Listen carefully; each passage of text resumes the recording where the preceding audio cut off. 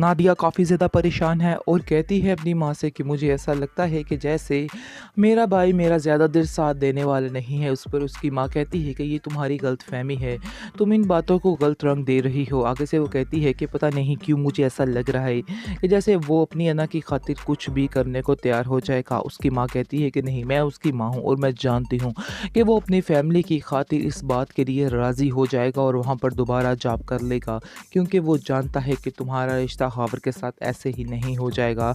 छोटे की पढ़ाई है, हमारे घर के इतने खर्चात हैं, आखिर कैसे पूरे होंगे?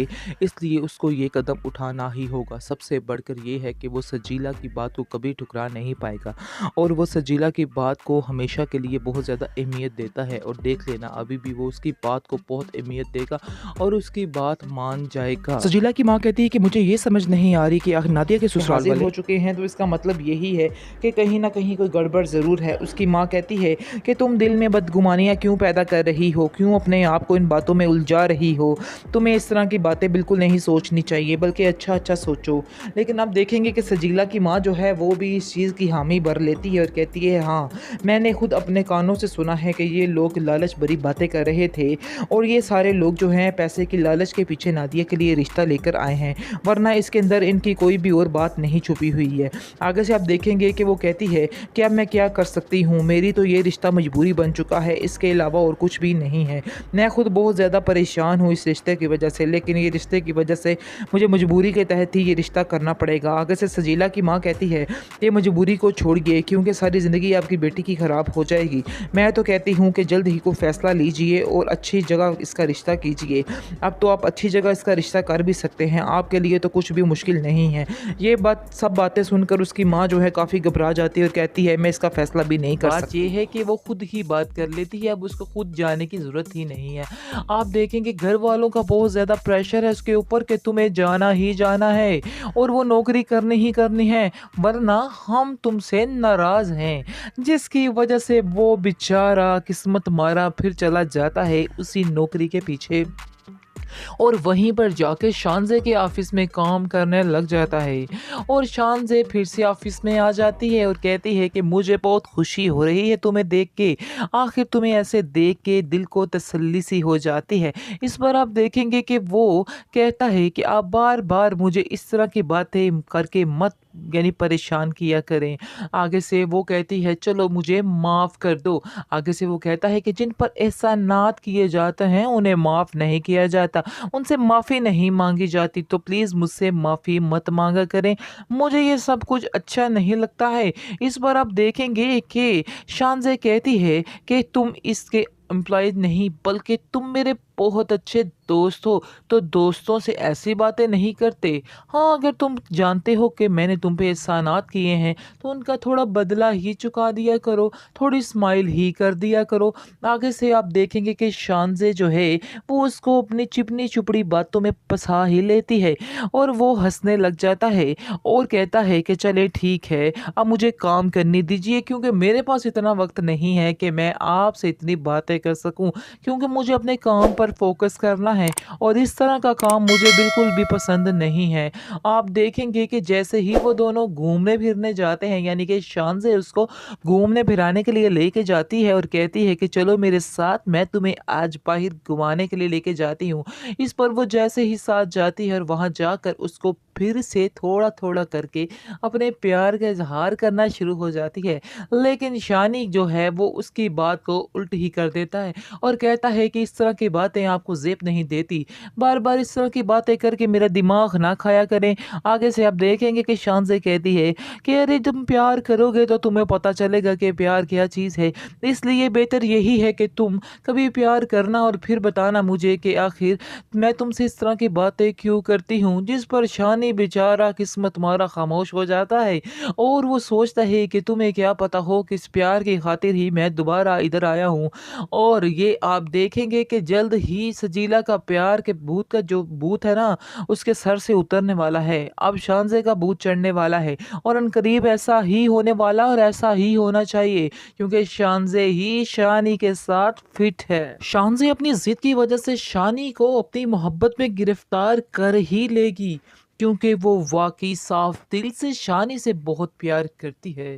तो नाज़रीन आप देखेंगे कि सजीला के और शानज़े के प्यार में कितना फ़र्क है। वो बिना किसी मकसद, बिना किसी लालच के शानज़े प्यार करती है। लेकिन सजीला जैसे ही उसको पता चलता है कि वो कंगाल हो चुका है, तो वो मैडम छोड़ देने की बात शुरू कर देती हैं। लेकिन शानज़े ऐसा नहीं करती है। शानज़े जब उसके पास कुछ भी नहीं था, फिर भी उससे प्यार करती थी और अब भी उससे प्यार करती है। आप देखेंगे कि शानी को उसने मजबूर कर दिया है और वो घर वापस आ जाती है और उसके घर शानी के और आकर कहती है, मैं बाहर खड़ी हूँ, जल्दी से बाहर आ जाओ वरना मैं अंदर आ जाऊँगी। जिस पर शानी को काफ़ी गुस्सा आता है, लेकिन वो फिर खामोश हो जाता है। लेकिन होता वो हैरान है कि आखिर ये लड़की चाहती क्या है? क्यों उसके पीछे हाथ धोकर पड़ी हुई है?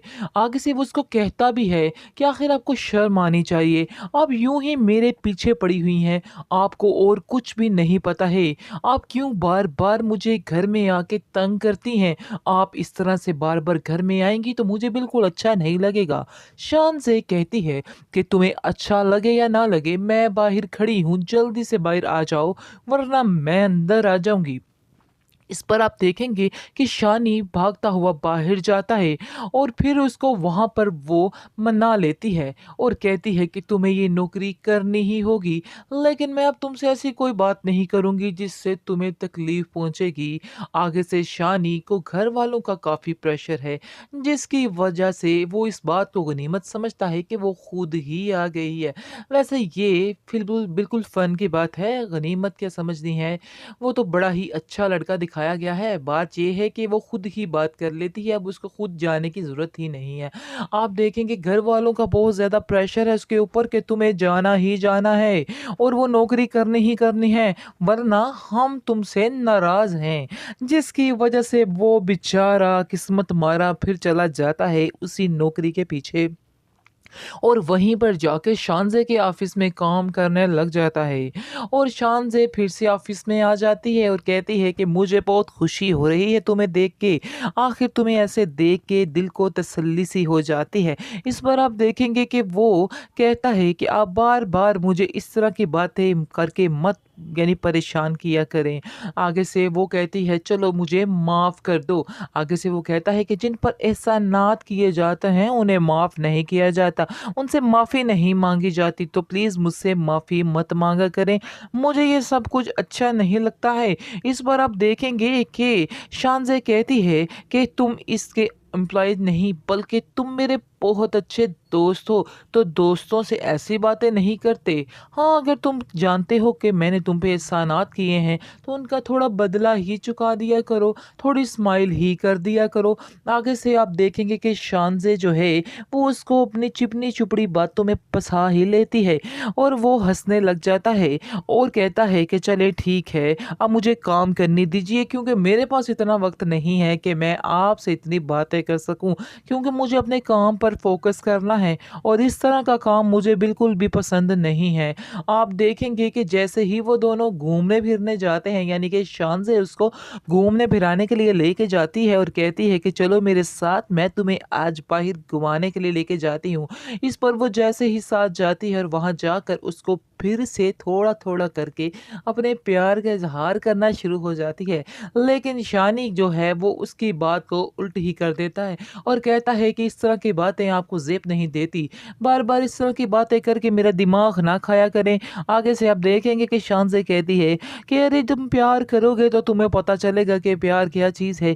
इसलिए बेहतर यही है कि तुम कभी प्यार करना और फिर बताना मुझे कि आखिर मैं तुमसे इस तरह की बातें क्यों करती हूँ। जिस पर शानी बेचारा किस्मत मारा खामोश हो जाता है और वो सोचता है कि तुम्हें क्या पता हो कि इस प्यार की खातिर ही मैं दोबारा इधर आया हूँ।